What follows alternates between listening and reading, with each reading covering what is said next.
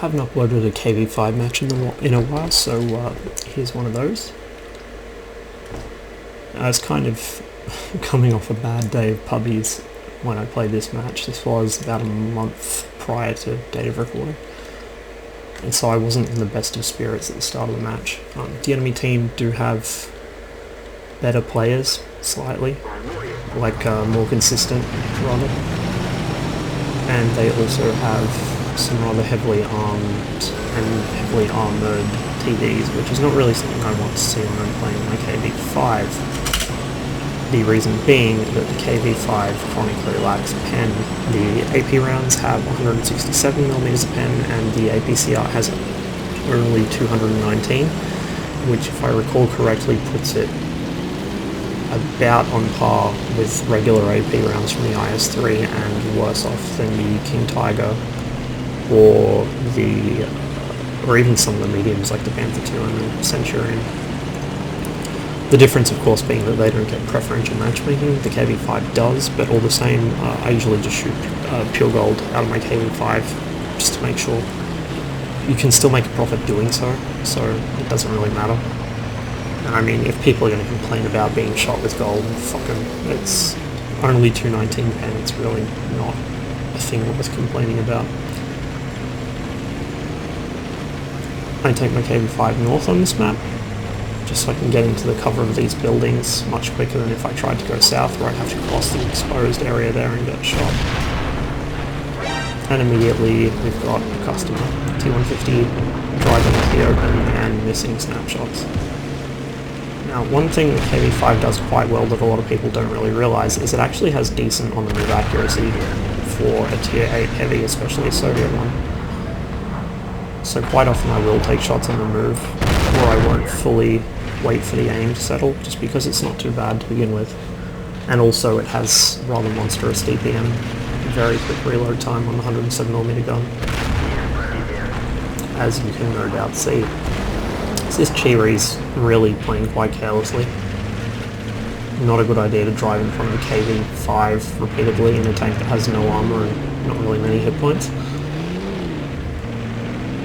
But as he does take cover, I kind of poke up a little to see if I can spot the guys behind him. Instead, I spot an IS-2 crossing the street. Pull back, so I don't get clipped into by the AMX up there. T150 is basically a write-off, so I don't bother trying to save him. In which case I'd be throwing away my tank anyway, try and go for a shot on the Roomba. He gets one back at me, but KV-5 has a very large hit point pool, so as long as I only get shot once by him, it's not really a big deal. And here the Chiri gets a bit cocky again, and pokes out around the corner. Unfortunately I miss. But Blitzjäger manages to take care of him. Looks like our team controls south pretty solidly. Both T-28s are down there, which is good news for me, because I cannot deal with T-28s very well in this tank. It just doesn't have the pen for it, or the mobility, or even the camo for that matter. Instead, I look to get some shots on the AMX, nice soft target, and probably the biggest threat they have left to me, but he decides to run and hide. So instead I go for a shot at the T-29, get him straight through the side of the turret, and that encourages him to back off. IS-2's still in cover. The Roomba's still up, and I'd like to get shots on him, but I've got to be careful about exposing my left. So I try and keep this house on my left between myself, the T-29, and all its friends. And I kind of carefully poke around the corner looking for shots. I get lit here, and then just snap on into the IS. He appears to be using the 100mm gun, which I think is the same gun the Type 59 gets, which is good. It means that he won't be putting as much damage into me as he could otherwise be doing. I managed to get a pretty unlucky bouncer off the VK, but that's alright. He's not much of a threat to me.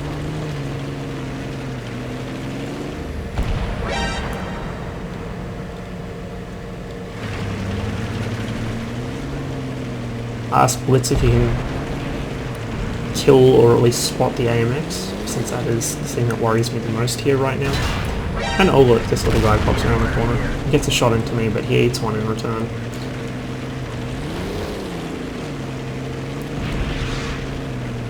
Now, not only am I side scraping here, but I'm actually hiding the R2-D2 weak spot on the right side.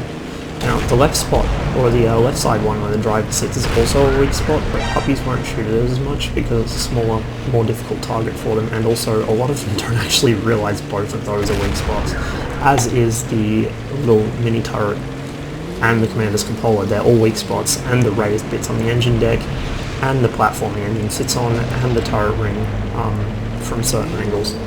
So the KV-5 has no shortage of weak spots, it's just most people don't know where they are or how to exploit them. And if you can hide your R2-D2, you can actually bait a surprising number of people into driving around corners into your entire team. In this situation, it's not necessary. They're quite happy to do that without me baiting them around the corner. And so I roll forwards, looking to catch that AMX. Make a shot on the T29 there, but it's kind of a bad one. Ended up missing, and here's the AMX. Unfortunately, I'm caught in the open, which is not a good place to be in a KV-5. But I actually get very lucky here in that he only has 3 shots in this clip. Initially, he thinks about backing up to reload, then he must have seen Blitzjäger coming up behind him, because he charges out instead and decides to try and ram me. Now, ramming a 100 and something ton KV-5 is never a good idea, but he's actually heavy enough himself that he could probably kill me, kill both of us if he had actually hit me there, so I made sure to get the shot in. I didn't want that to happen. That leaves just the VK, which is up by the enemy cap trying to hide. I'm not going to get any damage on him because I'm just too slow to get there, but that's alright. Put out a handy 3.8k damage this match, and quite casually pushed through that town really well. Our team down south did a very good job cleaning up those T28s, which I was actually worried would kill them all. Looks like our 416 got a lot of work done. So that was a pretty decent game, actually. It was kind of worrying at a few parts there, but not a bad match for the KV-5. These do come up every now and then for special offers, like during special events or as parts of package deals or whatever. They aren't sold in the regular store, but when they do come up, if you don't have one, I'd recommend getting it. It's a lot of fun to play. When they first released it, there was like a big scandal because the KV-5 was seen as enormously inferior to the Löwe, simply because the Löwe was slightly better armoured, had a much better gun. As it happens, opinions on that rapidly changed, especially after a number of buffs to the KV-5. And also, although I hate to credit anything to him, Garbad did get a lot of interest going in it with his little KV-5 challenges, which made other people realise the sheer beating up on bad's potential this tank has. And it really does. I mean, it does have the really big glaring weak spots. It is big, it is slow, it's an easy arty target, has bad pen, all these things. But if you take it down to its sort of base attributes, it's a giant block of hit points. It's got decent enough armor that if you jiggle around a bit, move your turret, you know, drive back and forth, do all the kind of puppy shit I usually say not to do. If you do that in this tank, people are going to bounce off you like it's nobody's business, and they're going to get really pissed about it. KV-5s are exceptionally annoying to deal with at any tier. Even when they still used to see tier 10s, they were still annoying because a lot of the time they would move at just the wrong moment and you would get the most bullshit bounce off them. And at 1780 hit points, you've got about as much as most tier 9, actually more hit points than most tier 9 mediums. I think that's still slightly more than the Centurion. Centurion's about 1720, I believe. The E75 is 1920, I think. So you're almost a tier 9 heavy in terms of hit points. In terms of DPM, I can't remember the raw DPM on this thing, but I know it's very, very high. You've got a 300 alpha gun that reloads quite quickly. So, I mean, the bad pen is offset by the really high DPM and the decent gun handling. You just need to either aim very carefully or do like me and shoot pure gold out of it. Doesn't really matter either way.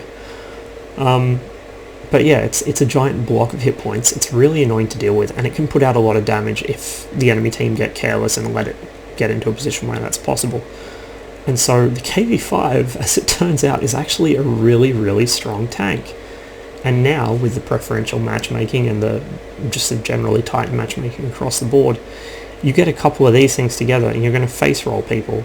I believe one of the favoured sort of air quotes stat padding tier 8 platoon structures is 2 KV-5s and an FCM, or 2 KV-5s and a Type 59, with the 2 KV-5s just being giant shit bricks and the FCM or 59 scooting around the side of whoever's occupied by the KV-5s and then punching them in the guts while the KV-5s just whittle them down from the front.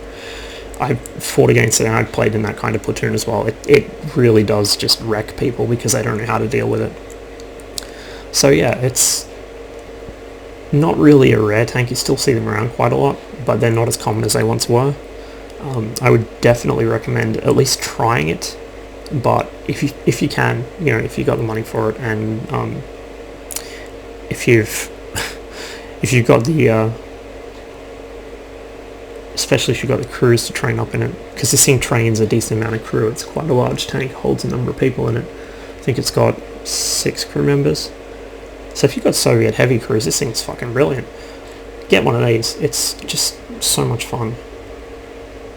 And especially once you learn the more, not necessarily advanced, but the more viable tactics with it, like side scraping, using the R2 to bait people is a really good one, because they don't actually realize you're doing it, most of them. They get tunnel vision on that R2-D2, and you can drag them anywhere by hiding the right side of your tank. I've seen people reverse side scraping it. It does work, because the turret's mounted so far forwards, you can actually reverse side scrape with it alright, but one disclaimer if you're going to do that: this strip of armor here is only 90mm thick, and it's not very well angled. That will be penned by everything. Don't drive these backwards towards the enemy, it's a fucking stupid idea. But even if you reverse side scrape, make sure you do not show anything right of where my mouse cursor is. The other point with reverse side scraping, or just reversing in general, these bits here, I'm fairly certain, I'd have to check, but I'm fairly certain they're hitboxes, and I'm fairly certain they're not very well armoured. And I think those will actually damage your engine if they're hit, but again, I'm not 100% certain.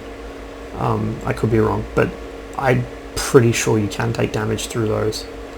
So it's something to keep in mind. And if you do reverse side scrape out, say even an ideal angle, at least one of those will be showing, and it will be easy to pen. But you do have a lot of hit points to play with, which is more than you can say for most tier 8s.